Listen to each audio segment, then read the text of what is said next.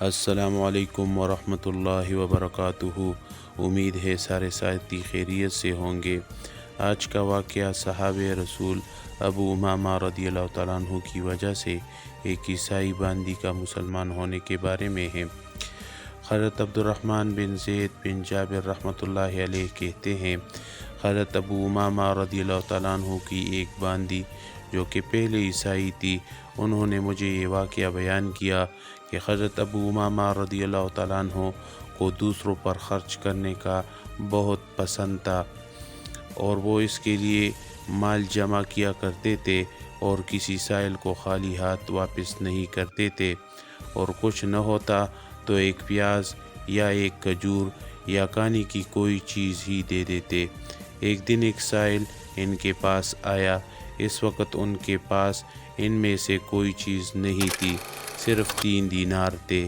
اس سائل نے مانگا تو 1 دینار اسے دے دیا، پھر دوسرا آیا تو 1 دینار اسے دے دیا، پھر تیسرا آیا تو 1 اسے دے دیا۔ جب تینوں دے دیے تو مجھے غصہ آ گیا۔ میں نے کہا کہ آپ نے ہمارے لیے کچھ بھی نہیں چھوڑا۔ پھر وہ دوپہر کو آرام کرنے لیٹ گئے۔ جب ظہر کی اذان ہوئی تو میں نے انہیں اٹھایا۔ وہ وضو کر کے اپنی مسجد چلے گئے۔ چونکہ ان کا روزہ تھا اس لیے مجھے ان پر ترس آ گیا، وہ میرا غصہ اتر گیا۔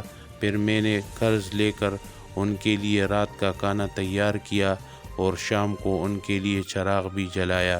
پھر جب چراغ ٹھیک کرنے کے لیے ان کے بسترے کے پاس گیا اور بستر اٹھایا تو اس کے نیچے سونے کے دینار رکھے ہوئے تھے۔ میں نے انہیں گنا تو وہ پورے 300 تھے۔ میں نے کہا چونکہ اتنے دینار رکھے ہوئے تھے اس وجہ سے انہوں نے 3 دینار کی سخاوت کی ہے۔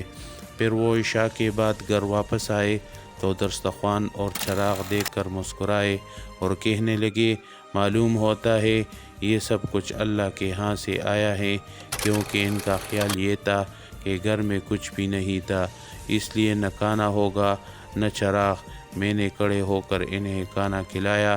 پھر میں نے کہا، اللہ آپ پر رحم فرمائے، آپ اتنے سارے دینار یوں ہی چھوڑ گئے جہاں سے ان کے گم ہونے کا خطرہ تھا، مجھے بتایا بھی نہیں کہ اٹھا کر رکھ لیتی۔ کہنے لگے، کون سے دینار؟ میں نے تو کچھ بھی نہیں چھوڑ کر گیا۔ پھر میں نے بستر اٹھا کر انہیں وہ دینار دکھا دیے۔ دیکھ کر وہ خوش بھی ہوئے اور بہت حیران بھی ہوئے کہ اللہ نے اپنی غیبی خزانے سے عطا فرمائے ہیں۔ یہ دیکھ کر میں بھی بہت متاثر ہوئی اور میں نے کھڑے ہو کر زنار کاٹ ڈالا۔ زنار اس دھاگے یا زنجیر کو کہتے ہیں جسے عیسائی کمر پر باندھتے تھے، اور مسلمان ہو گئی۔ حضرت ابن جابر رحمۃ اللہ علیہ کہتے ہیں، میں نے اس باندی کو حمص کی مسجد میں دیکھا کہ وہ عورتوں کو قرآن، فرائض اور سنتیں سکھا رہی تھی اور دین کی باتیں سمجھا رہی تھی۔ دیکھو بھائیو، اللہ تعالیٰ ایسے واقعات کو سننے کے بعد ہمیں عمل کی توفیق عطا فرمائے۔